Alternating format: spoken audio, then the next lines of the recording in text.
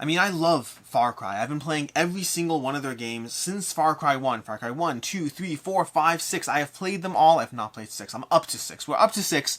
It's one of the few video games I make time for in a world in which I don't play video games that much anymore, and yet I have no interest in Far Cry Beyond. I'm Alex Radcliffe from Board Game Co., and this is a bit of a premature post-mortem on Far Cry Beyond. Far Cry Beyond is a Kickstarter game. It's going to be a board game, a tabletop adaptation of the Far Cry series, and I say premature post-mortem because as I speak right now, the campaign's still live. It's still going, and yet I have to imagine that we're looking at a cancellation. I have to imagine that this game is currently going to be cancelled based on how well or how not well the campaign is doing. And I, as a huge fan of Far Cry, I want to talk about it. I want to talk about my journey with this title from the very first time it was announced until where it is right now, where I mean, I knew it would struggle. I did not know it would struggle this hard, and I want to go into a bunch of factors that may contribute in different ways and my own perceptual bias around the game. Before I do, I want to make it clear that I have nothing but... I mean, I'm just sad on behalf of FunForge. I'm sad on behalf of the people who ran this game. For me, this is not a big deal. It's just an IP. It's a game that I won't get, and that is what it is. But I have to imagine that the people who put their time, effort, and energy into this game are probably likely taking its lack of forward movement a lot harder than I am, and it probably hurts to see time, effort, energy, and money all invested in something that is not taking off. This is not meant to be an attack in any way, shape, or form. This is meant to be a conversation about why I have no interest. And based on what I'm seeing, I do believe that feeling is echoed amongst a variety of others out there. And for context, I've played the game. I don't even think it's that bad. It's just not Far Cry. So let's go ahead and start this off. We have over here, my little tablet over here, where I'm going to start with Google over here. I'm going to start by heading over to Google and typing in Far Cry Beyond Kickstarter. We're going to type that in Far Cry Beyond. You know, let's start with Far Cry Beyond and see what we get over here. Okay, we're going to go ahead and type that in, and we will see what we get. We have a Board Game Geek page. We have a Wargamer page. Kickstarter's delayed over there. They delayed it a bunch of times, by the way. I don't know if that helped or hurt it. We have Dice Tower. We have Dice Breaker. We don't have anything for Kickstarter, which is not the best situation. This is not the first time I've seen this, by the way. In general, when it comes to Kickstarter, I do not run Kickstarters. I can't speak to that. But I can tell you that many times when a Kickstarter just launches, if you search for it, you can find the Kickstarter page. And other times, there's some settings or something somewhere, because if I type in Far Cry Beyond Kickstarter, that should definitely result in me finding that game. And yet, we have Wargamer, we have Board Game Geek, we have Kickstarter Critique, we have Beasts of War. We have nothing over here that would directly link to the Kickstarter. The closest thing we have is we have the Kick Track page that will take us to the Kickstarter. So we have a whole bunch of links that we can eventually get to the Kickstarter, but nothing off the bat we can directly get there. I do not think this is the source of its issues. I don't think it helps either. Whereas if we go to Kickstarter, by the way, we can go ahead and tap search, and we can type in Far Cry, and it is going to pop up, not yet, well, right there, Far Cry Beyond. If you type in Far Cry, you can pop it further. We have Far Cry Beyond over there, 28% funded, $30,000, 221 backers on the IP of Far Cry, and the intellectual property of Far Cry, a game that has had who knows how many sales. Probably should have looked it up before I started this video, but the video game series, I mean, this video game has had a lot of titles. We have, I believe, we have 6 core Far Cry franchises. We have Far Cry Primal, and we have Far Cry Blood Dragon. A total of 8 video games that have sold a ton of copies, and yet 221 people are here for the launch. I don't have firm answers. But again, I am their target audience. I am their target market. When I first heard this game was announced, I was so excited. And now I have no interest, because it doesn't look or feel like Far Cry. But we're not there yet. We will get there shortly. First, let's start with the fact that another factor, which I don't think is the main problem, but I think certainly doesn't help, is the game does not have that much of a how-to-play situation going on. In fact, this, I'm pretty sure, is recently been added to the campaign page because of a whole bunch of people who are talking about how the game didn't talk about how you actually play. In fact, if you look at the rest of the page over here, you'll see this text over here is very, very different in terms of the formatting and situation of what they're showing, because I'm 99% certain they added all that after the fact. They had the page full of miniatures, full of pledge levels, full of videos, a lot of content you could find. If you wanted to find out how to play this game, there's plenty of video content out there you can dive into. But the core campaign page did not tell you how to play the game. Again, I do not think they helped. I do not think that helped. It just had a whole lot of stuff. whole lot of miniatures, whole lot of very pretty, very beautiful things that arguably, possibly, debatably feels like it might fit into Far Cry Blood Dragon, which coincidentally, by the way, is my least favorite Far Cry from all the Far Crys I've played. That opinion may not be a standard, but I don't love Far Cry Blood Dragon. It didn't feel as much like a Far Cry game. And so it doesn't bode well for the Far Cry board game that it feels most similar to the Far Cry video game that felt least similar to Far Cry. It's not a good sign off the bat. And I think, by the way, that is the main issue. Most of this video is going to come down to the fact that this does not feel like a Far Cry game, and I'm not alone in my opinion there. The reason that's a factor, the reason it matters that I'm not alone in my opinion, is almost every single person, not everyone, but almost every single person who I've seen talk about this game, comment on this game, in the comment section on this game, from the very first time, my own experience or journey with Far Cry was hearing that they were making a Far Cry board game. And as a huge fan of the video game, and having seen a lot of video game adaptations the past year and a half actually surprised me with how good they were, my previous skepticism was kind of lifted, and I was like, you know what? Maybe this will be another Six Siege, another amazing adaptation of a video game that really works and really compels me. That can happen. It's happened multiple times now with multiple video games turned into board games that are just doing well. We have Slay the Spire, we have Six Siege, we have Monster Hunter World, we have a bunch of other games out there that have slowly crossed over from one genre to the other, managing to maintain enough of a feel, enough of an interest, and a reason to dive into these experiences that I have been compelled.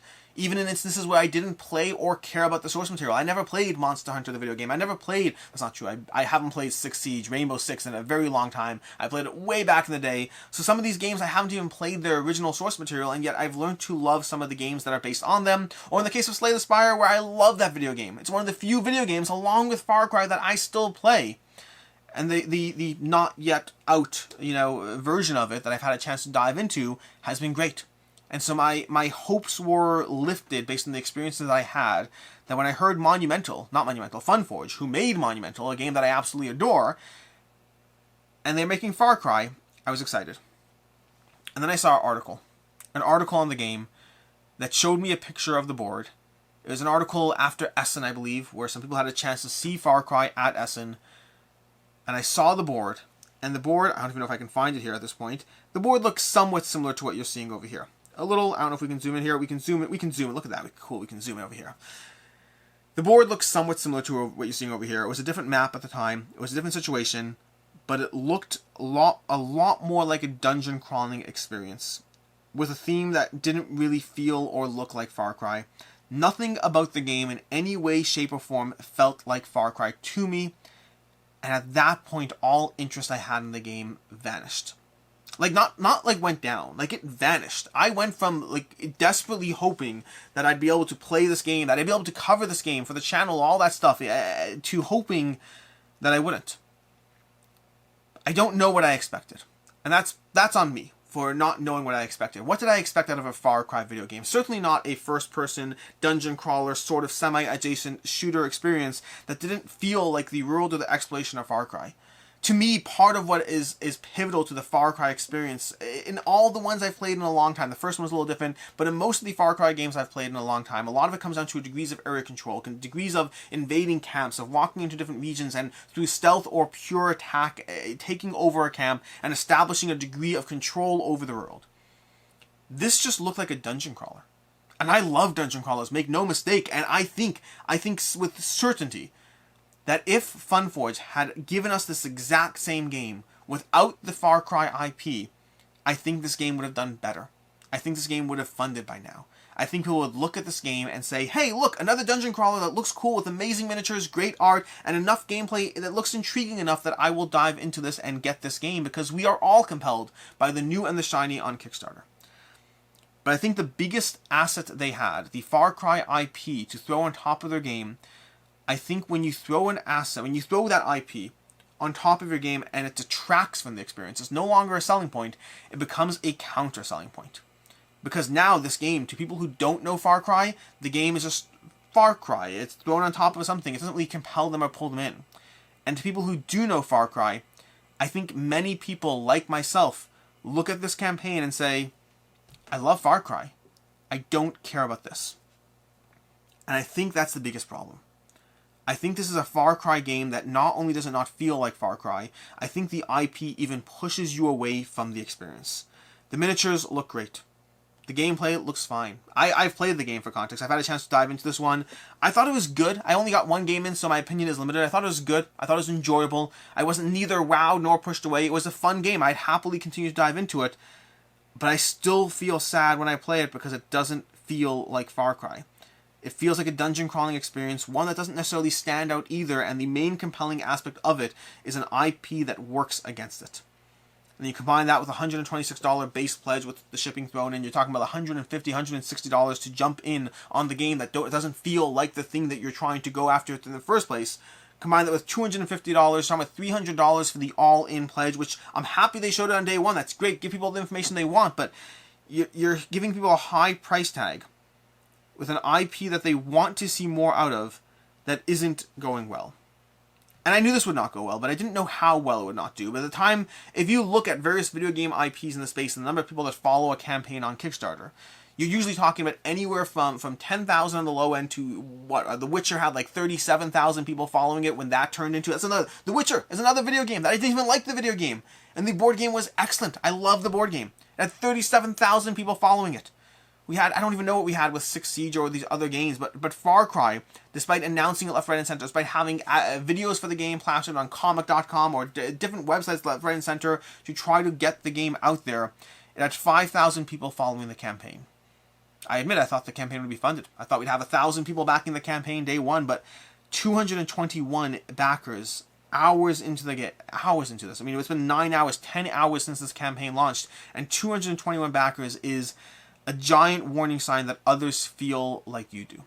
And again, if you dive into the comments, kudos to the FunForge team for just being respectful and polite the entire way through as people express their disappointment. I cannot imagine how hard that is. Again, going back to what I said earlier, I cannot imagine how hard it is to watch your work, to watch your time, effort, and attention put into something that isn't taking off. They have a vision, and I don't... There's no way to say this without being both critical and kind at the same time. I'm kind in the sense that I extend them every grace and want the best for them and feel bad for them. But I'm critical in the sense that who did they ask if this was a good idea? How did this happen? Who did they sit there and say? Who did they show this to that said, yes, this is what we want to see out of a Far Cry experience?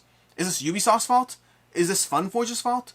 Is this some designers? I don't know who to blame for this one. I don't know. Or maybe alternatively they did ask people. Maybe they showed it to a sample size of 100 people, 100 Far Cry fans, and they're like, is this what you want to see out of a Far Cry game? And they're all like, yes. Maybe it's their fault. I don't know where the ball was dropped along the way, but the general consensus I've seen from most people who love the Far Cry IP, as I am one of them, the general consensus I've seen has been disappointment in this game. A feeling that this game would be better without the Far Cry IP layered on top of it, that it does not feel like a Far Cry game, and therefore the Far Cry title only serves to dissuade people from getting in on this game.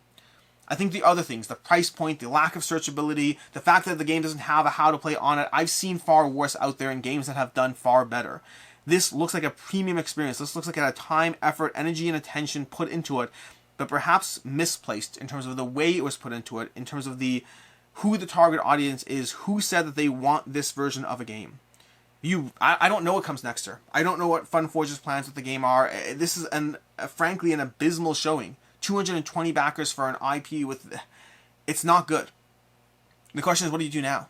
Do you take the mechanics of this game and do you completely separate it from the Far Cry IP and sell that as one game?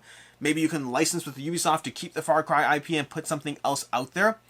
Does this mean that there's just no demand for a Far Cry board game entirely? Maybe there's just not. Maybe just the target audience for Far Cry board games just don't want board games. I don't have a firm answer.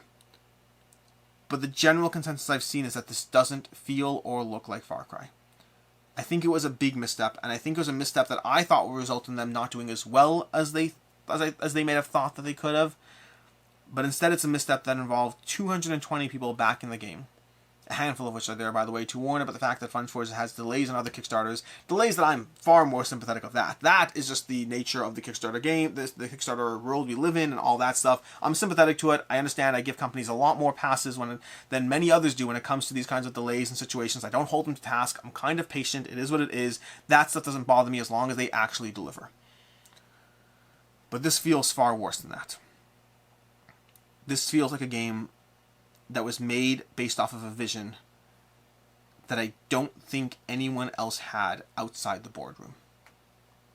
I feel bad for FunForge. I feel bad for everyone involved in the project. I feel bad for the 221 people that are clearly not getting their game. And maybe I'm wrong. Maybe they don't cancel. I can't imagine that something with this IP slapped on it, 10 hours in, 221 backers, I cannot see a world in which this campaign is not cancelled. I don't have clear takeaways. I think you have to listen to your audience. I think you have to seek. I mean, I guess this is the takeaway. You want a takeaway? Here's a takeaway. I frequently talk about the desire, the need. If you're going to be a creator in the space, you need to seek critical feedback. You cannot put your game in front of a bunch of family and friends and say, did you like it? Did you like it? You can't. You have to put your game in front of family and friends and say, please, please, please, before I waste my time, effort, energy, and money, please tell me the worst things about this game. If I were not the person who made this, if this was a game you were getting on the shelf, would you pick it up? Would you not? Why or why not? Please be critical. It is the most valuable thing you can do for me. I've said that in videos on this channel multiple times in multiple ways for a very long time. You have to seek critical feedback. It is the only way to realistically not waste your time, effort, and energy. And usually when I'm giving that opinion, usually when I'm giving that advice, I mentally have in mind someone in the corner of the room designing their own game, doing their own thing, and not really able to make it out of just their own person, building their own game based on their own dreams and ambitions. I think that advice clearly applies just as much to larger companies as it does to anyone. You have to seek opinions. You have to seek critical feedback. You have to ask people for their... I mean, focus groups are a thing for a reason. And again, maybe they use focus groups. Maybe they asked people. It just... I can't imagine that they asked a dozen Far Cry fans if this is something that they wanted, and any of them really said yes. I'm sad. I could have lived just fine without getting this game myself. But I'm sad for the people that invested a lot of time, effort, energy, and money. I'm sad for FunForge and everyone at FunForge for what they invested into something that no one wanted. And I feel bad for that. I'm Alex Radcliffe from Board Game Co. This feels like a very depressing video note to go out on, but I don't have anything better to say. So until next time, have a good one, and good luck to the team at FunForge.